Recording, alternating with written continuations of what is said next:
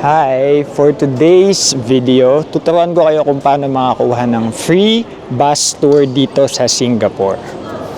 Yes, medyo mahal nga dito sa Singapore kaya nung nakita kong may free bus tour, ginarab ko na agad yung chance. So, ganito kasi yan. Pakita ko sa inyo ang dinadaanan ko muna. Para makakuha kayo ng free bus tour, number 1, kailangan may layover kayo dito sa Singapore for between more than 5 hours dapat and less than 24 hours. Number 2, hindi dapat kayo mag-i-stay dito sa Singapore. Like for example, magbabakasyon kayo dito. Talagang for layover lang talaga siya. Number 3, check nyo yung website nila kasi doon nyo makikita yung mga time schedule ng mga tours nila, and kailangan yung i-enter dun yung information nyo, yung flight nyo, and kung magmamatch yung flight nyo sa mga schedule ng tours nila, magpa-reserve na kayo. And ayun nga, better na magpa-reserve kayo in advance dahil kagaya ngayon, kanina nakita ko may nagtatanong and fully book na yung isang tour. So meron silang 3 tour. Ang aking kukunin today ay yung Heritage Tour, and sa Sunday naman is yung City Tour.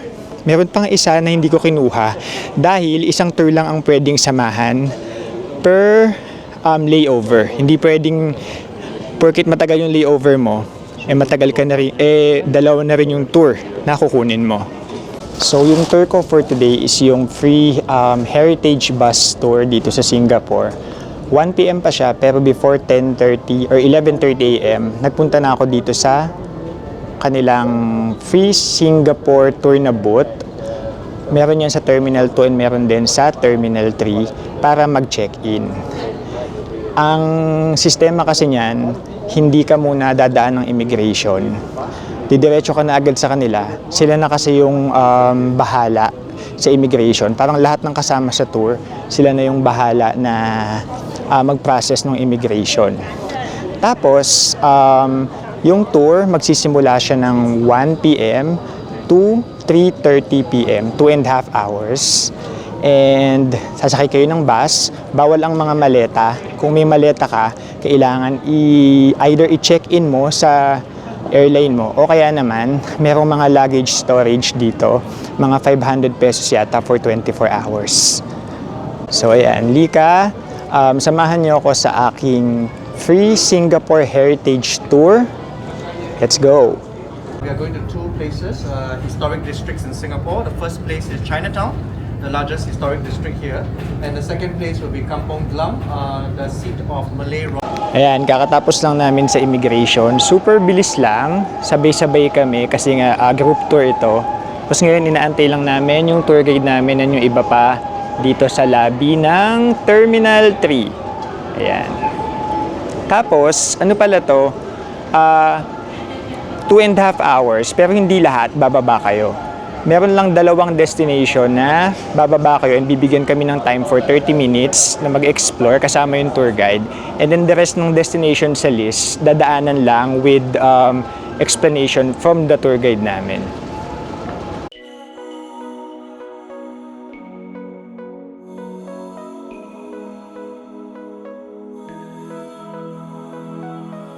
For today, and what's my other name?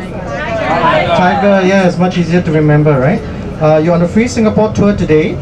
This tour, as I mentioned earlier on, right, is 2.5 hours long, and we're going to 2 places, right? Together with us today, our friendly coach captain, right? His name is Chilin. Say hello to Chilin, please. Hello. Yes, okay. He's going to drive us safely and on time from place to place. Right? This free Singapore tour you're on is brought to you by Changi Airport Group, Singapore Airlines, and the Singapore Tourism Board. Before, we are known as a city in nature. What is a city in nature? We took away a lot of green spaces when we were building our island nation, building schools, building public housing, building commercial spaces. Now we are very, very developed. We are trying to return the green spaces so that everyone enjoys our lovely garden city. We first passed by East Coast Park, where we can also see the Singapore Bay. Because of its strategic location, Singapore has been a significant entrepot and trading post for at least 2 centuries. with one of the longest infinity pools in the world, like a ship-like structure. That hotel is the Marina Bay Sands Hotel, the MBS Hotel. For those of you who have watched or heard of the movie Crazy Rich Asians, Crazy Rich Asians was filmed right there at Marina Bay Sands Hotel. Of course, Sands because it's built by the same Sands Group, right? That built this was salt water. Look at where I'm pointing. Can you see there's a dam across the channel? We built a dam across the channel called Marina Barrage. We took 2 years for the rainwater to replace the salt water, and now this is part of our fresh water supply. Look at this green building. Everybody look at the green building on the left. Can you see this green building? It doesn't look like anything, but this is the home of the Singapore Airlines Singapore Formula 1 Grand Prix race. Do you know that Singapore has a F1 race? And this building that I'm pointing at, this is the Formula 1 pit building. The center of Singapore, all the buildings you see there belongs to the Central Business District of Singapore, the CBD of Singapore, the Singapore's international, regional and local banking and financial center. So downwards. How many people live on the island? As I mentioned earlier on, 6 million people. So population density, that means the number of people in 1 square kilometer, 6. So I want you to imagine mosque for Muslims, temple for Hindus, temple for Buddhists. End of the road there, look at the white color building. As the bus is moving, look at the white color building in front. Fairfield Methodist Church. I don't think that you can find any place in the world where there are 4 places of worship side by side. As we Okay, nandito na kami sa first destination namin na mag-stay kami ng 30 minutes. Dito kami sa Chinatown. May mga nadaanan kaming mga points of interest or mga tourist spots kanina, pero dadaanan lang yun habang nag-i-explain yung tour guide namin. Pero may 2 lugar na talagang bababa kami, which is itong Chinatown, saka mamaya may isa pa. Featuring distinctly Chinese cultural elements, Singapore Chinatown has had a historically concentrated ethnic Chinese population. This place features a mix of pre-war shophouses and iconic places of worship. getting water in the past. That's because in the past, all the shophouses you see here does not have running water, right? After you use the toilet, you cannot flush. There's no piping, there's no water. Where do you get the water from? You need to cross the road over there to a hill, and there are many wells on the hill. Dito na kami sa part na madaming nakakainan Okay, at don't say nagugutom tiger, na right? ako. Can you try to make yourself see? Can I please take a picture of you? Yes! Singapore. So remember, if I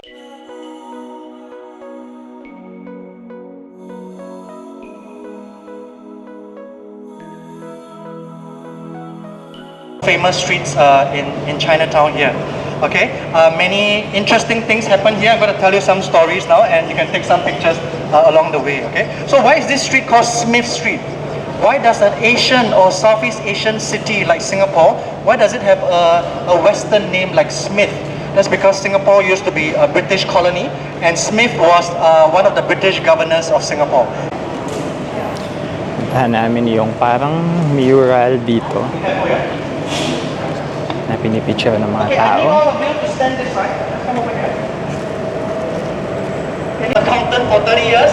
He's very talented in the arts, and now he has transformed and switched from being an accountant to a street artist like this. And his name is Yip Yung Cho. He used to live in Chinatown.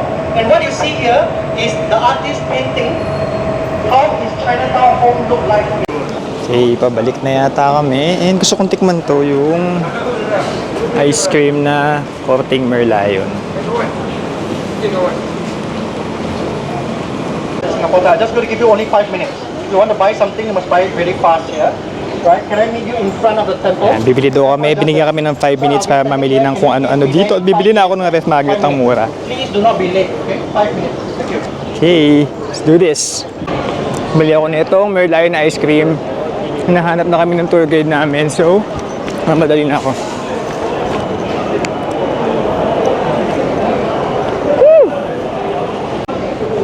Umabot ako. Dito pa sila. Nagtitingin sila sa temple. So, kinakain ko itong merlion. Wala na siyang ulo. Okay, we're going to move on soon.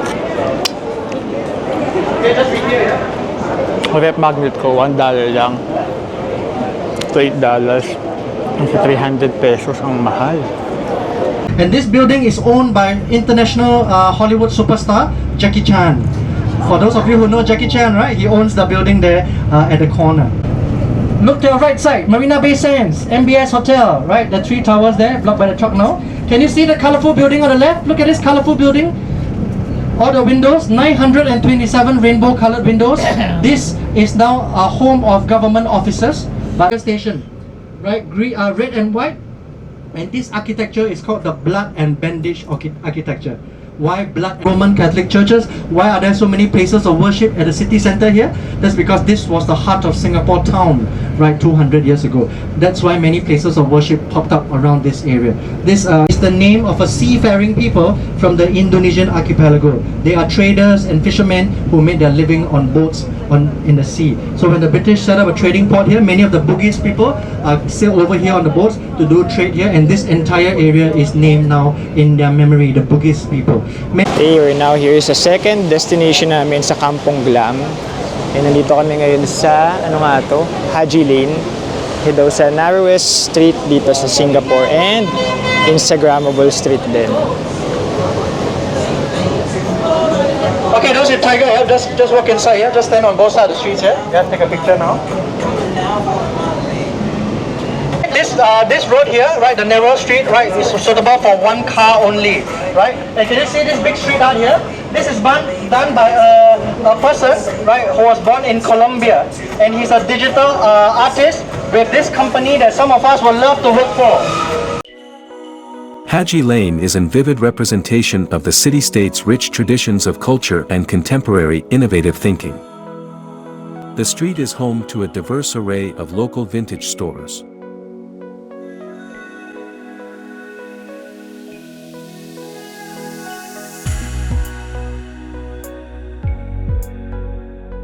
Meron palang mas magandang shot dito. Kitang-kita yung mosque. One more.